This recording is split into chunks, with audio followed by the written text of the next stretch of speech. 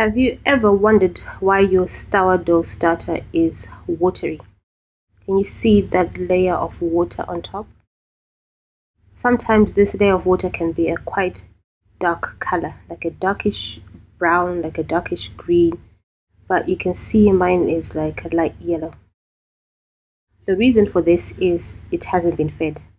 I haven't fed mine for about 3 days. I just wanted to do a video showing you what happens if you don't feed your starter for a few days. So when you find it like that, all you need to do is feed it. Some people pour off the water on top. Some people stir it in.